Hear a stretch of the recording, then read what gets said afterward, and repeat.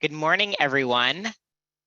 Thank you for joining us today for this special webinar, Pete's Perspective on the Healing Power of Nature at the Minnesota Landscape Arboretum. We are grateful that you have decided to connect with us today on Give to the Max Day, Minnesota's annual giving day when communities from across the state come together to support nonprofit organizations like ourselves. My name is Rahi Patel, and I work on the Arboretum's development team. It is my pleasure to welcome you all and facilitate today's webinar. I will quickly review today's agenda before our presentation begins. Today, we have a fantastic opportunity to hear from Arboretum Director Peter Moe, who will discuss his favorite places and programs at the Arboretum, how they spread nature's healing power, and what the Arboretum is doing to increase community access to these resources. After Pete's presentation, we will host a question and answer session. Throughout the presentation, please share your questions with us by using the Q&A feature. At the end of the webinar, we will share a quick update about the Arboretum's Give to the Max Day.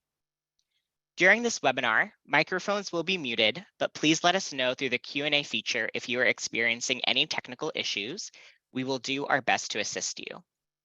This presentation is being recorded and will be sent to all registered attendees. Now, I am honored to introduce Arboretum Director Peter Moe. Pete's tenure at the Arboretum stretches nearly 50 years. He has held numerous positions at the Arboretum and has served as the Arboretum's director since September 2016. Pete, I will now pass it over to you, and please know how grateful we all are for your leadership and invaluable contributions. Well, thank you, Rahi, and thank you for all of you for joining the webinar this morning. It's really, I'm really happy to be able to do this. I'll let you all know that I normally do my own PowerPoint presentations, but Rahi and his colleagues prepared the one that we're using this morning, and I think it turned out really well. So, Thanks, so the healing power of nature was something that we really have been stressing here at the Arboretum. It's always, of course, been here, but when the pandemic first started, we realized it was really the right thing to say about the Arboretum because it was 100% true. And of course, I'll be showing a lot of slides talking about that. But when you're talking about the healing power of nature, the previous photo on the agenda reminded me that, of course, we're the home of the University of Minnesota Apple Breeding Project since 1908. Apples are one of the healthiest foods that you can eat, and it's been just really a great thing that the Arboretum has been able to work with the University of Minnesota on that program for so many years. And I'm sure many of you read the article that Dr. Jim Luby, who was the apple breeding project leader at the university in the Hort Science Department, wrote about the Haralson apple in the Arb magazine this fall. It's the 100th anniversary of the Haralson apple, which came out in 1922. And I just had one with some caramel dip on Sunday, and it's one of my very favorite apples for pies and for caramel apples and all those things. But one of my favorite apples for eating, of course, is the famous Honeycrisp, which is we're the home of the Honeycrisp, which we'll continue to always promote and say because it's 100% true. And what a great thing to be proud of, and what a great accomplishment. The Honeycrisp apple, all of a sudden people were eating apples as snacks because they loved eating them so much compared to a lot of the other snack food options that are not nearly as healthy as an apple. So that's just what I'll as much as I'm going to say about the fruit breeding program, but it's really been a great part of the Arboretum. So here we'll start the webinar itself. Let's see. And so there's lots of different ways that people are able to access the Arboretum. And I'm really happy that just almost exactly a year ago, the Highway 5 Regional Trail opened. This was a joint project with Carver County, the city of Chanhassen, and the University of Minnesota and the Arboretum, all working together to build this amazing trail that goes along the entire north side of the Arboretum, connecting an existing underpass under Highway 5, so you don't need to worry about crossing a busy highway. This beautiful boardwalk that crosses a wetland, which is great for bird watching and all kinds of nature viewing and from this site, and takes you right to the Arboretum Gatehouse, where you can access the Arboretum, or you can continue on east towards Chanhassen. Of course, we're already in Chanhassen, and there's another new underpass under Highway 41. So as it says here, we're connected now to 100 miles of trails to the east and west. So no matter where you live in the metro area, or even across Minnesota, if you're really an intrepid biker, you can access the Arboretum either by bike or on foot. And the next slide was taken by Rachel Neal. You see him. There it is. Oops. I think I'm too antsy. There. Me riding to work on my bike. I'm fortunate to live only about 1.5 miles from the Arboretum, so it's not a great feat for me to ride my bike, but to have this this wonderful trail, and also you'll see the woman on the boardwalk there with her dog. This trail is open to dogs. It's open 24/7, and if you're not coming to the Arboretum, it's just a great and safe east and west link through the whole western suburbs here. People live in Victoria can get to Lifetime Fitness or anywhere in Chanhassen, Chaska, Excelsior, all by having this safe trail along the edge of the Arboretum. And while you're on this trail, instead of being on the shoulder of a busy highway, you're immersed in nature, hearing the birds singing and enjoying all the beauty. And it changes, of course, all throughout the year. And so the pine collection, oh, I'm sorry, I'm getting a little too antsy here with my advancing the slides.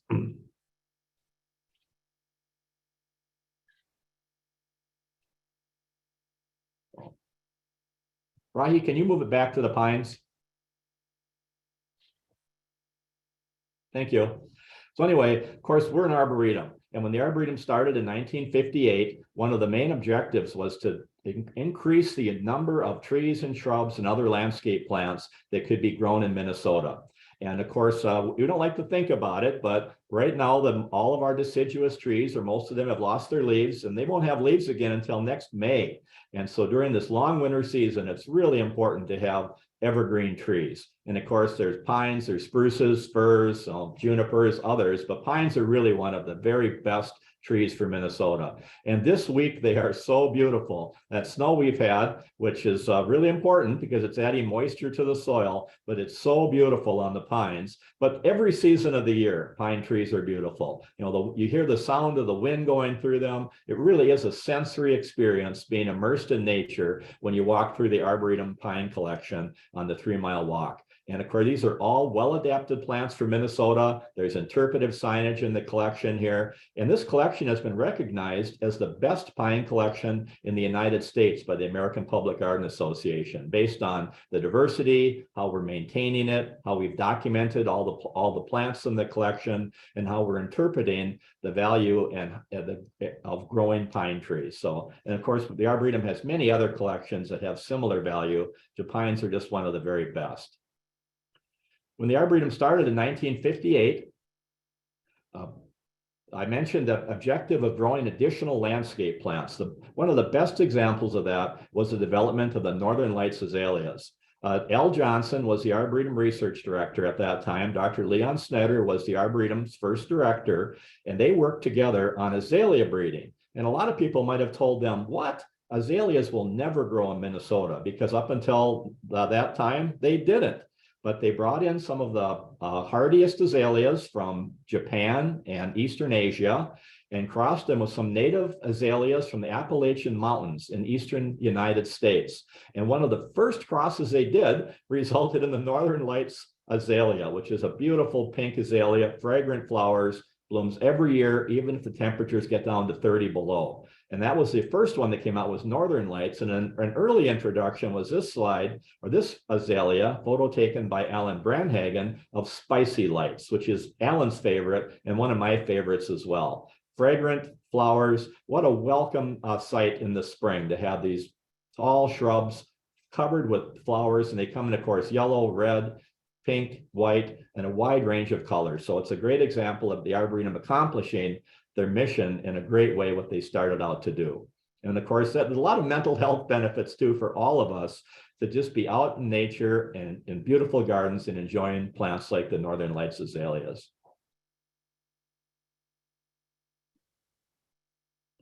And so the 3-mile walk, this is was very fortuitous. The Arboretum third director was Peter Olin, and Peter and I worked together for actually the whole time he was director at the Arboretum. One of my best friends, a great colleague. And Peter was a landscape architect by education, and he led the landscape architecture program at the University of Minnesota before he became Arboretum director. But he was all about making the entire Arboretum, or as much of it as possible, accessible to everyone, whether you have a baby stroller or you're a wheelchair, you're on crutches, whatever it might be. And that the best way to do that is to lay out trails that are no more than 5% slope and are paved, so a nice smooth surface that's good for everyone to walk on. And that project started in the mid 1990s and continued. And we just finished the last part of it just before the Arboretum closed for the pandemic. So when we reopened in May 2020, we had this safe and beautiful connection through the entire Arboretum on a paved walkway. And there were so many people, of course, they always had used it, but even the usage was even greater when our buildings were closed, and it was one of one of the best ways to see the Arboretum at that time. And people knew that they needed to be here. I emailed President Gable at the University of Minnesota shortly after we were closed in early 2020 and told her that the Arboretum was important, that people had access to the Arboretum for the healing power of nature. And I said that we would do a great detailed plan how we could provide safe access to the Arboretum, worked with our colleagues in our college at the U of M and CFANS and the public health people at the university, and developed plans to bring people back. And the 3 Mile Drive was just a wonderful asset, but it still is. And so it's a great way to see different parts of the Arboretum. I walk every day with my dogs at home, and we usually go to a park down the street from my house. And parks are great.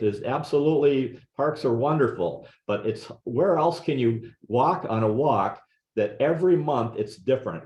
And so here the 3 Mile Walk goes right by the Nelson Shrub Rose Garden. This is just down the hill from the Bailey Shrub Walk and the Harrison Sculpture Garden. So you could be taking this wonderful walk at the Arboretum, and all of a sudden here's a rose garden, and walk into there and smell the flowers, see all the diversity of colors, red, yellow, pink, white, these great plants, and get ideas. Maybe you want to plant some of those in your yard at home, or get involved with the local parks and plant more plants. So your own park has blooming plants in it. A lot of different things that could happen, but that's what the 3 Mile Walk does. It really connects all of the most beautiful and interesting gardens and collections that are on the Arboretum property. And so the entire time you're immersed in beauty, and every month it changes, which is another thing that makes the Arboretum such a wonderful experience for so many people, and why people want to become a member, because then they have access to the Arboretum and can come year round and experience every season at the Arboretum.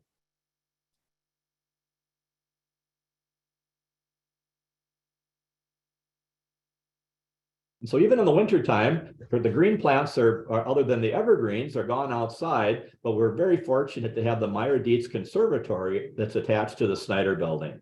And this has been here for a long time, and it's just a wonderful retreat any time of the year, but especially in the winter. I frequently will eat my lunch sitting on that bench right there, and I kind of feel like I'm down in Costa Rica, because I've got these air plants above me, the bromeliads and orchids and palms and cycads surrounding me. The room is full of oxygen. It's full of beautiful green foliage, as well as blooming plants during every season of the year.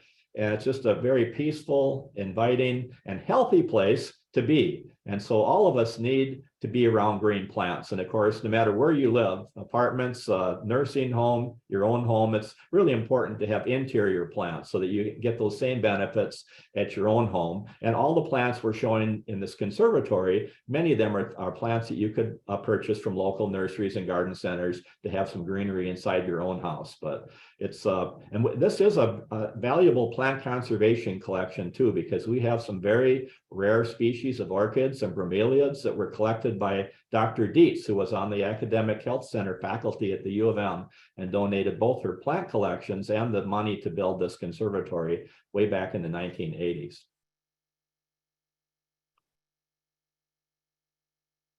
So public events, and this is a great slide to talk about all the different ways that you can experience, become healthier at the Arboretum and do it in a great environment. And so the Arboretum really has two ranges of programs, or two separate groups, although they work closely together. And one is our public events group, who does a lot of programs that are along the lines of physical fitness and exercise.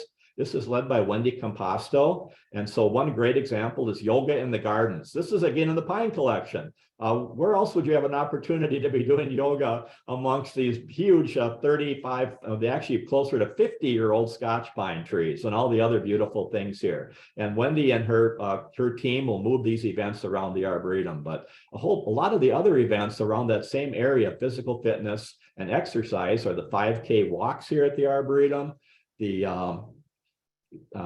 do the cross-country skiing, snowshoeing. We do full moon hikes. There's a whole bunch of different ways, biking events, all different events that are in that group of things that take place at the Arboretum and where you can get healthier. Of course, you can do these things on your own too, but it's fun to do this kind of thing with a group, which is what Wendy offers at the Arboretum. But then we have another whole group of programs. I'll have some other slides of it, was our nature-based therapy program. And these are all around really the theme of Nature Heals, which is an academic program at the University of Minnesota, as well as other universities around the country. And there's lots of research that shows the physical and mental health benefits people receive from being in nature. Insurance companies have funded studies that show people heal faster if their hospital has green plants inside, or if there's green plants outdoors and there's courtyards and landscaping that patients can benefit from.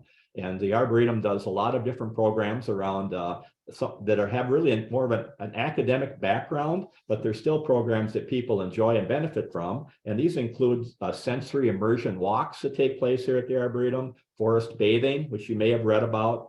Is something that started, I think, in Japan, but is now done all over the world. And then mindful nature engagement. Even the dog commons area is part of the Nature Heals. Dr. Jean Larson, who heads up those programs in nature-based therapy at the Arboretum, designed the dog commons area. And it's both to provide mental and physical health benefits for you and your dog. It's not a dog park where you just let your dog run loose and talk to your neighbors while the dogs are running around sniffing each other.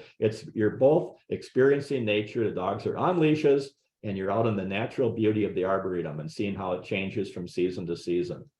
So these are great programs that improve health for everyone that comes to the Arboretum. And winter can be a gloomy time, and we need light in the wintertime. And so the Arboretum for many years was closed at night in the wintertime. And then several years ago, we did some different light exhibits. We started with a real artistic light exhibit that was designed by Bruce Monroe, does exhibits all over the world. That was very cool. And then we decided to go back to more kind of a homegrown lights exhibit that we call Winter Lights, which is opening actually tonight. And tickets are available right now all the way through New Year's if you would like to come out with your friends or family. But I was out on Monday. We had a staff preview night, and a whole bunch of our staff and their families, and we all were walking through the light exhibit, and there was snow on it right now. It's even a better photo than this photo on the left, which is also a great photo. But what's cool about it is this exhibit ties into Arboretum programs. And so, of course, we're the apple breeding. You already know about that. We have azaleas and lights. We have roses. We have forsythias. So we have a willow tree that is phenomenal. I'm not going to show a photo of it because you have to see it in person. It's stunning. And it's healthy to be outdoors instead of sitting on your sofa watching TV, to be out with your friends, family, neighbors, walking through the same paths that you walk through in the summer at the Arboretum, but doing it at night in the winter and just being immersed in the lights and all the winter. The air feels so great. It's just a fun experience. I mean, I'll be out here at least 4 or 5 times at night during the exhibit with friends and family, and even some donors later on this month. And so it's a great experience. So here's going back to the nature-based therapeutics program. So this is really, as I mentioned, an academic program that helps people, no matter what your level of physical ability or mental ability, that you can still be enriched, become healthier, and improve your quality of life by working with plants. And so a lot of these programs in nature-based therapy don't take place at the Arboretum itself. They take place at senior homes, Melrose Center for Eating Disorders in St. Louis Park, some hospitals, like we've in the past have worked with some correctional facilities, but all of the programs are showing that you can adjust the plants you're working with. You can put plants in raised beds on trellises. You can build special beds that a wheelchair can roll under. You can use long-handled tools for people that can't bend over. And we teach both people that work at all these facilities so that they can do programs on their own, but we also have a professional nature-based therapy staff that carry out these programs all around the Twin Cities, and now back at the Arboretum, we're doing some of these as well. And so it's a great thing. Many of the people that are now in a senior home had big gardens at one time. Maybe they grew up on a farm, or maybe they spent a lot of time hunting and fishing out in the woods and nature, and now they're kind of removed from that where they're living. But that's really smart that many of these senior facilities and group homes and things do have outdoor environments with some of the facilities that you see in this photo.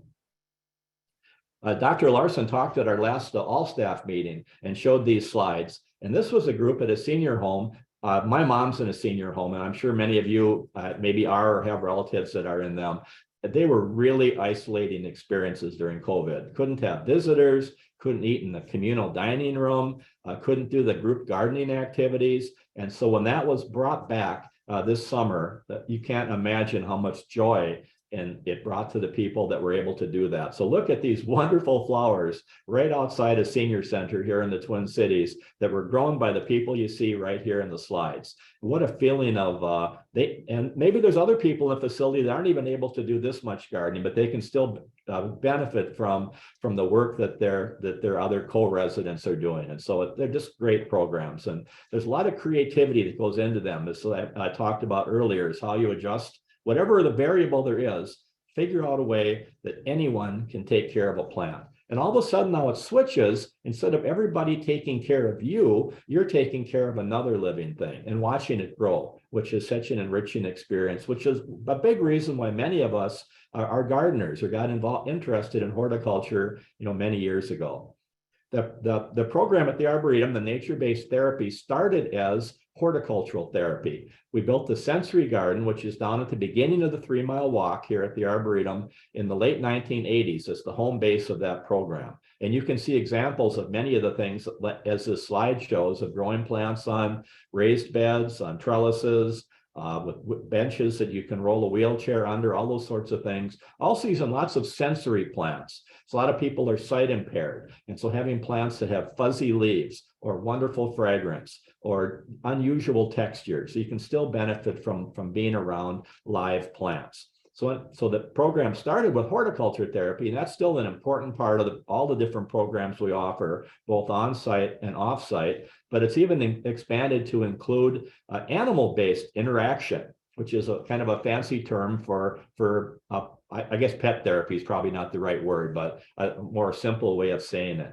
And this program we started the program on the University of Minnesota campus for the university students during finals week, where we had people brought in companion animals, mostly dogs, but we also had a chicken named Woodstock, and the students were allowed to interact with those animals in the library, in the student centers, and the program was called PAWS, P-A-W-S, Petting Away Stress. I think I didn't look that up this morning, but anyway, that's what it was. And you can imagine a student that's been away from home in finals week in December, and it's been a long quarter, and they've been studying, and to be able to be in at one of the university buildings and have a friendly person come up with a friendly golden retriever or even a little baby chick like you see right here, it would just brighten your day and probably help you do better on your tests that are coming up that week. And so that program now has been taken over by the Boynton Health Service on campus, but they're using the same techniques and program that we set up several years ago. Student mental health is a big issue on all levels, from preschool all the way up to the university level. And that's why that Dr. Jean Larson actually has a 50% appointment at the Arboretum and a 50% appointment at the Bakken Center for Spirituality and Healing on the Minneapolis campus. And so Jeannie is actually teaching courses in horticulture therapy, animal-based interaction, and similar things to students at the U of M. So it's really been a great program, benefits people all over the state.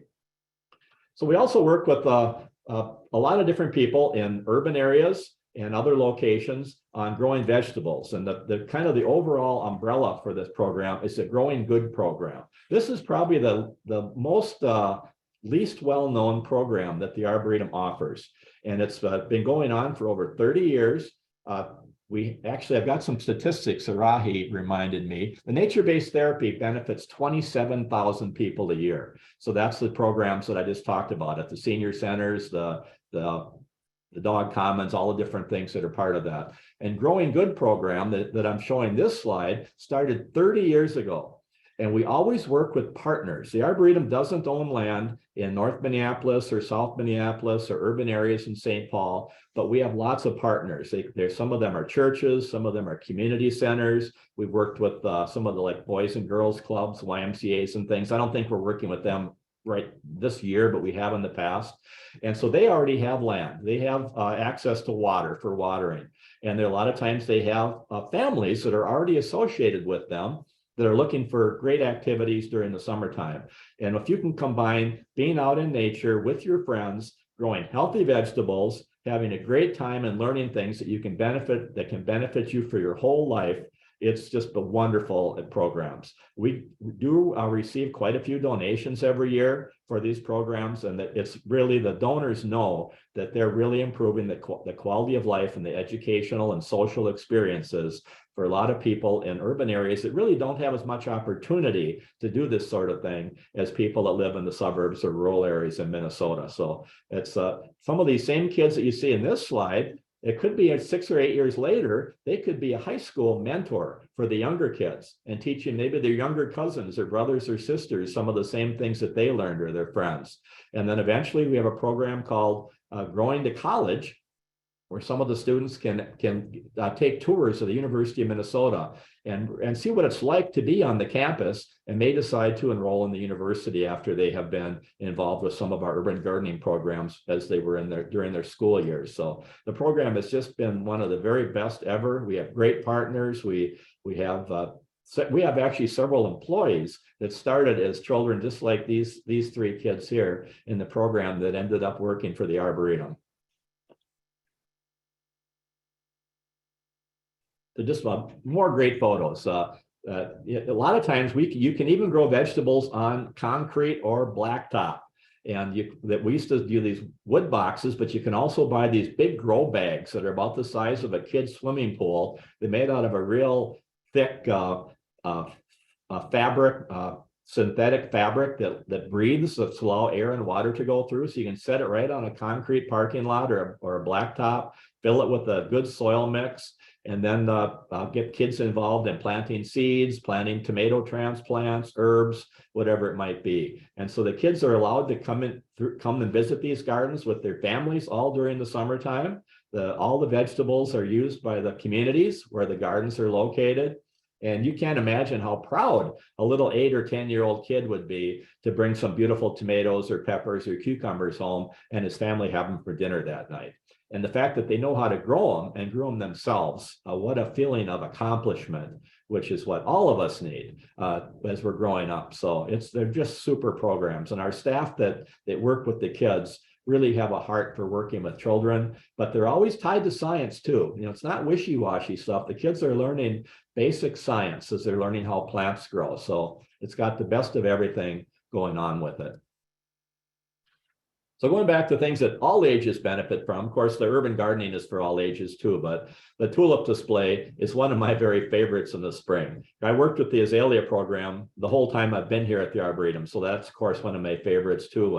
And all of us love the wonderful crab apples. What a great thing to do is during Mother's Day, many times, to come out with your mom, or maybe you're a mom, come out with your kids, whatever it might be, or anybody, it doesn't have to be a mom, and just enjoy the crab apples and things. But the tulips in one spot is the most stunning display and most beautiful in the entire Arboretum during the first 2 or 3 weeks in May.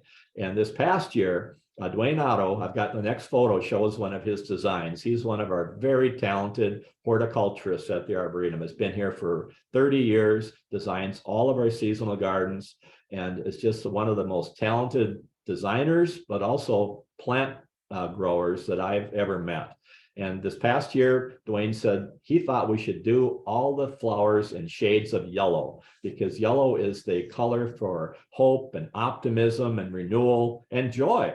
And so people were joyful. I mean, I'm fortunate that my office is only a 5-minute walk from the tulip bed. And so, of course, I would come out on Sunday with my family and we'd all enjoy the tulips. And I'd come out ride my bike out in the week and see the tulips. But any time of the day, if I had a few hours or a few minutes even between meetings or Zoom calls or whatever it might be, I could just go out there and enjoy it myself. But it's almost as enjoyable for me to see all the families having such a wonderful time and just immersed in the beauty of the tulips. It's such a great thing that we're able to offer to the community.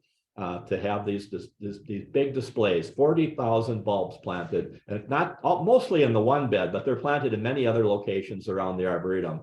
And when you combine with all the other spring bloom, with the red buds developed here at the Arboretum, the crab apples, lilacs I haven't mentioned yet. The Arboretum is the most beautiful place in Minnesota during several times of the year, but especially in the spring. And so we all need that. And that's really the mental health benefits of being out in the middle of that tulip display are terrific. And so it's a great thing that we're able to offer people. And so here, this is how Dwayne designs. He's almost as old as me. And so neither of us grew up using computers, but Dwayne uses catalogs from all the different bulb companies. The bulbs come from Holland, and we work with a lot of different dealers here in the United States to find all the best varieties that Dwayne wants to use every year. And he picks a variety of tulips, of some early blooming ones, some mid-season ones, and some late season ones, so that there might be a day when the most different tulips are open, but you would really never know if you were here on that day, because most of the time when you come, you'll see a whole bunch of tulips in full bloom. You'll see a few that are still in the bud stage, and you'll see a few that are starting to get really wide open and start to drop a few petals. And so by having that mixture of early, mid-season, and late tulips, it extends the display for 2 or 3 weeks. But in addition to all the people that see this in person, there was one day last spring where we had all 4 TV stations out at the same time filming the tulips and all the people that were in the garden. And a lot of times the reporters even walk up to somebody and say, "What do you think of this tulip display?" And it's great for me to hear other people say what a great place the Arboretum was, how they've looked forward to the tulips blooming all winter, how they are so happy that they're at the Arboretum on this particular day, and all those great things like that. And so it's was been on the cover of the last May, the Arboretum tulip display was on the cover of the front page A section of the Star Tribune, and they were by I'm not the greatest with colors, but I think it was like a salmon colored tulip with a young woman with a dress that matched it. And it was just a great photo right on the front page of the Star Tribune. Everybody needs to see this beauty in the spring. So it's one of the best things we do here at the Arboretum, but it's one of many, many other similar things. When all the peonies are in full bloom, what another great experience. So I'll ride my bike out on a Saturday morning and go up to the peony garden and talk to people, and such a diversity. It's not a very big area, but we have lots of different peonies. And then about that same time, the iris are blooming in different locations here at the Arboretum. And I think iris have a wider range of colors, even almost more than tulips, I think. Just about every color in the rainbow, you can find iris. And so its Arboretum has one thing like that after another. So what a wonderful place to come to the Arboretum. All of us have things going on with our families, our businesses, our jobs, whatever it might be. You'll always feel better when you're experiencing the beauty at the Arboretum. And it's really cool that there's 2 Anderson libraries at the University of Minnesota. Of course, the Anderson Horticultural Library, which is another great year-round destination. And the Anderson Horticultural Library at the Arboretum does a number of displays throughout the year that are outside the library in the galleries at the Arboretum or on the link that connects the visitor center to the Snyder Building. But there's another Anderson library on the Minneapolis campus on the West Bank. That's the Anderson Special Collection and Archives Library. And the Anderson Library on campus has all of Dwayne's tulip and summer annual designs, just like this, going back to the 30 years ago. And so they're all documented, and people can see what tulips we were growing in 1992 and 2008 and whatever it might be. And so that's a great historical record of these wonderful gardens, because the gardens themselves are kind of ephemeral. You have to come out and see the tulips when they're blooming, or that, because as soon as the tulips the majority of them have lost their petals, we don't wait for the leaves to die down, which you do if you're growing tulips in your own garden. You want to come back and bloom next year. We have to get the tulips removed because we have to plant the annual flowers, which are growing in the greenhouse at the same time as the tulips are blooming in the garden. And so it's a cycle every year here at the Arboretum, with one great thing after another.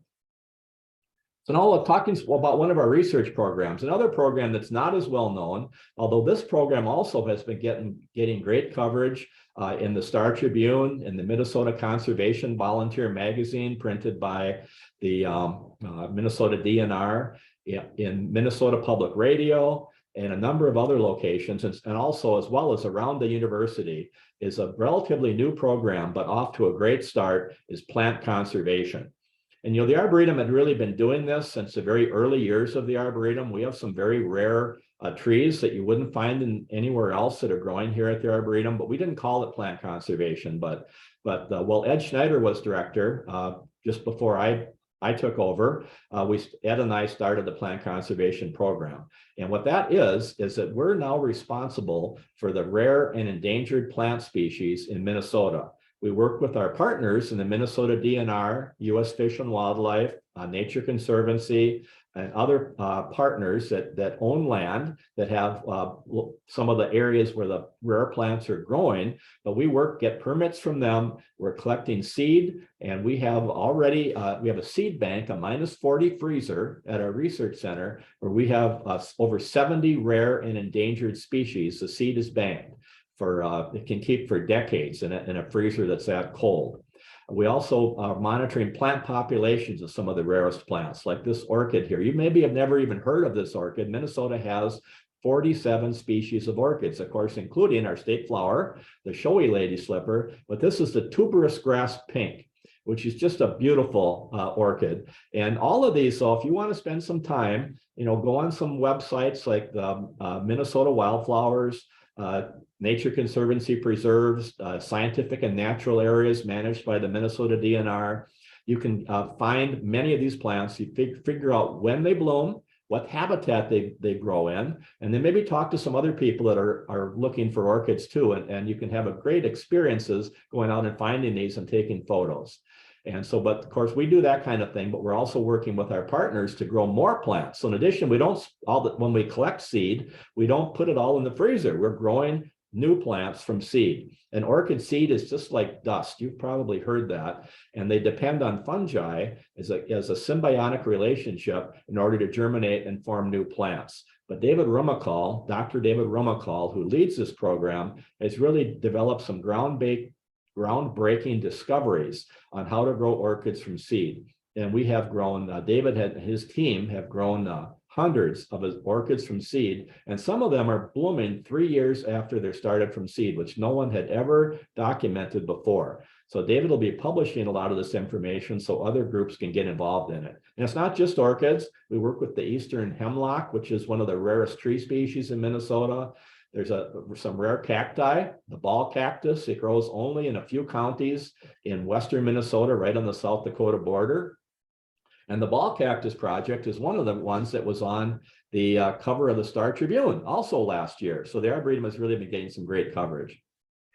So I think I'm almost to the end of my slides here. So the Farm at the Arb, I hope all of you have had an opportunity. If you haven't, please come out to the Farm at the Arb. The Red Barn now is closed for the winter, but the farm, of course, is accessible year-round. We've got all of the apples and grapes that the University of Minnesota developed, but for the first time, working with our colleagues at the College of Food, Agricultural, and Natural Resources to grow field crops, corn, wheat, soybeans, and including some new crops like kernza. This year we had sugar beets. Most people living in Minnesota or suburbs, or in the Minneapolis or suburbs, St. Paul, have probably never seen or been next to a live field of sugar beets, which is a really important crop for Minnesota. So we're showing all the different things that university researchers are doing to develop new varieties of crops that are more productive, healthier food, protect soil and water, fewer inputs, all the things that are required for growing more food for a growing population around the world. Another part of the program at the Farm at the Arb is the Agricultural Apprentice Program. And that's what we're looking at right here. This is a program where they're not kids, these are adults that many sometimes want to make a career change, sometimes graduated from college, but not sure what they want to do. And so they sign up for an 8-month program where they learn the science of horticulture in the Bee Center here at the Arboretum, which is also at the Farm at the Arb. Tim Wilson leads this program. Then as the season starts, they work in the Arboretum greenhouses, growing tomato transplants and pepper transplants. And as soon as the ground thaws out, they start growing vegetables. And they learn not just how to grow vegetables, they've already learned the science, they're learning the horticulture, the hands-on stuff, but they also learn the business side. What does it cost to plant a 1/4 acre of vegetables? How much, what different crops will you grow? How will you sell them or market them? And then what will you have a profit at the end of the year? And so it's a business plan too.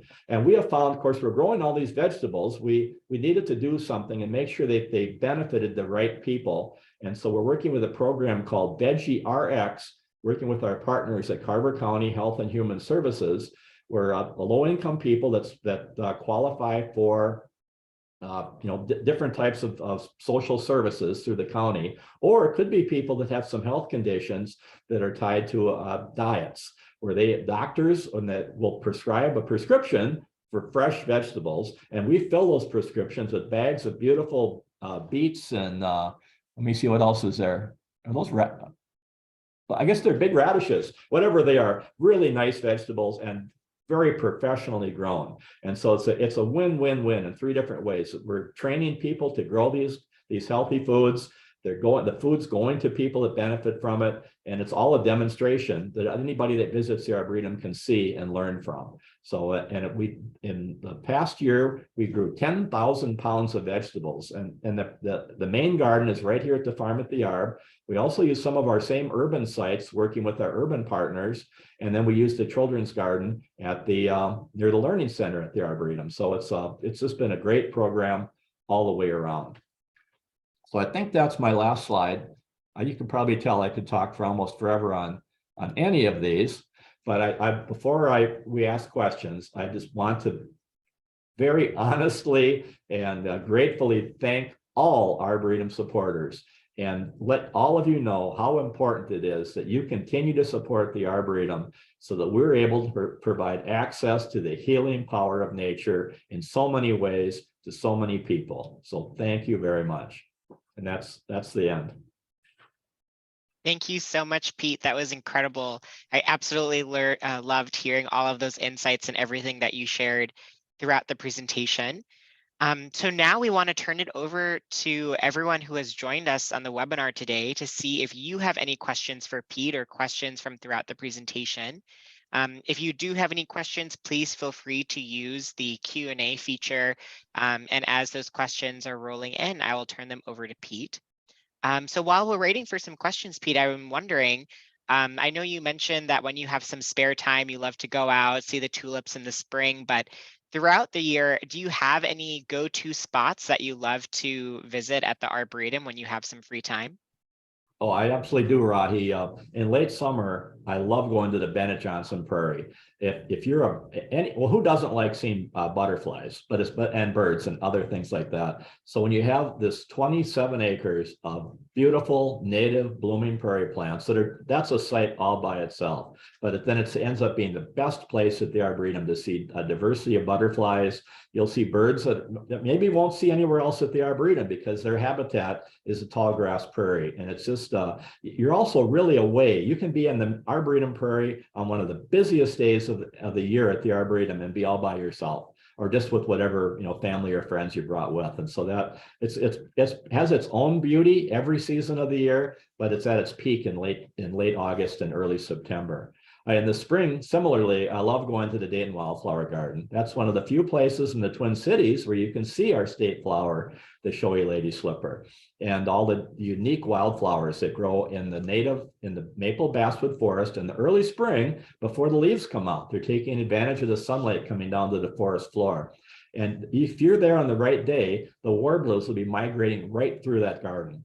And so it's so much fun to see the blooming plants, the birds, hear them singing, and just it's just a great experience. Of course, I wouldn't not be in the pine collection when the azaleas are in full bloom. And I love pine trees. They're one of my favorite groups of plants. And so I go out there frequently, but during the last half of May, the Northern Lights azalea beds that are all along that center alley of pines are just a rainbow of colors. And it's an experience that you won't get anywhere else, anywhere near Minnesota. The closest azalea displays to that, you'd have to go out to Pennsylvania or, somewhere further east or south. So it's a really great experience. And then I could go on forever, but I love the bog area too. It's such a unique thing. I've been in quite a few bogs in northern Minnesota and Wisconsin and seen native orchids and pitcher plants and all those things. But to have that available right here in the Twin Cities, where it's accessible via paved pathways and a safe, accessible boardwalk, is a really great experience. And again, you'll see birds and dragonflies and other butterflies and things that are only found in that habitat. So it's a great place to visit. Thank you so much for sharing those, Pete. Yeah, I agree. The bog walk is sort of tucked away, and when you get onto there, you feel like you're in a totally different space. That's really fantastic. So we do have some great questions coming in. Someone is wondering, thanks, Pete, for your service and leadership. What excites you most about the future of the Arboretum? Well, I'm really happy that we have such a great staff, and I know that the programs that I'm talking about today are going to continue and improve all of those.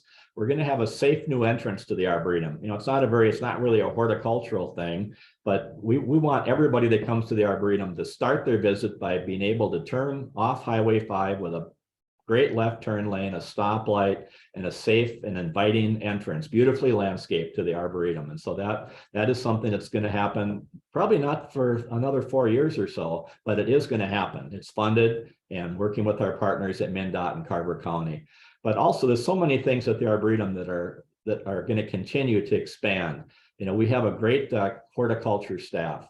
And we have a space available. It's the Peter Simo Drive was a wonderful honor when that was named for me last summer. I still can't get over it, really. I'm so happy. But that takes Arboretum visitors from the 3-mile drive up to the farm at the Arb. But as you're going up there, there's open fields. And so this Arboretum has opportunities to expand our tree collections into that area. And I'll be really watching that over the years and seeing how the collections will continue to grow. So it's really that the trends are up. The membership, annual giving, earned income, attendance, all of those have been on an upward trend. And I'm sure that will continue because the staff and volunteers and trustees and Arboretum donors are on a trend upward as well. Amazing. Thank you so much, Pete. Let's see here. We're getting lots of messages of gratitude for you, Pete. Everyone is so grateful that you've taken the time today to share all this wonderful information with us. Oh, you're welcome. Happy to. One question that's come in, what's your favorite thing to do in the winter? Let's see. Well, I used to do quite a bit of cross-country skiing. I probably still should.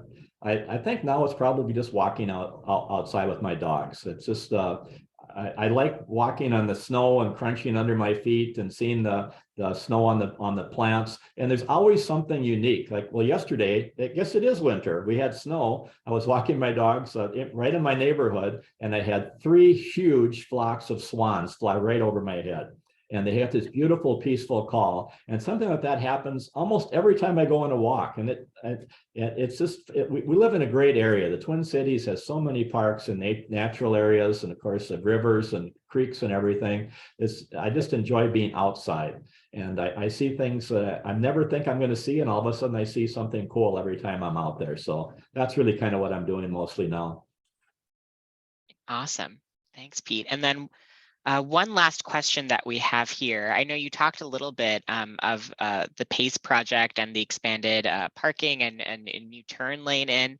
Folks are wondering, are there plans to increase the amount of people who have access and can benefit from all the Arboretum has to offer? Yes, there is. Some of the ways we're doing that is that the Arboretum has never had good public transportation access. And we're not the only one. There's I work with many other arboretums around the country that have similar issues, especially if they're little in I wouldn't really call this the outer suburbs, but it kind of is. And so we're looking at ways working with Southwest Transit, which is our local public transportation, and some other options to make the Arboretum more accessible. There are some options now, but they're not very well known or very readily available. So that's a real big one. We'd also like to work with more partners in the Twin Cities that would maybe could work together on having Arboretum Day, where you'd meet at one of the community centers at a park in St. Paul or Brooklyn Center or something, and take a bus out to the Arboretum, because we want everyone to have access to the Arb. And so I think we do a very good job of getting the word out. We've got a great marketing and communications and PR team, and then we have great partners in all the different media. And so that we want to make sure that everyone has opportunities to get to the Arboretum. Amazing. Well, thank you all so much for your incredible and thoughtful questions for Pete. Before we wrap up today, we just wanted to share some news about Give to the Max Day, which is Minnesota's annual giving day. On Give to the Max Day, the Arboretum is hoping to raise $50,000, which is incredibly exciting.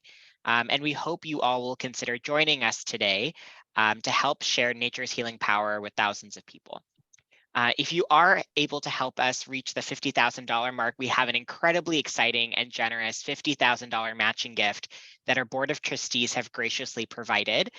So that $50,000 matching gift will be able to double the impact of folks' donations today. You can make a gift by scanning the QR code on the screen or by visiting z.umn.edu/arbgive, and the link is right there. The great thing about our crowdfunding page is that there are no transaction fees on that donation site. So 100% of the donation will come to the Arboretum. Thank you all so much for joining us today. This was an incredible webinar and opportunity. And thank you so much again, Pete, for sharing all of that with us. And thank you all so much for joining us on Give to the Max Day. We're so lucky and grateful to be in community with you. We hope you have a great rest of your day, and thank you again for joining us, and we hope to see you at the Arboretum soon. Take care, everyone. Bye-bye.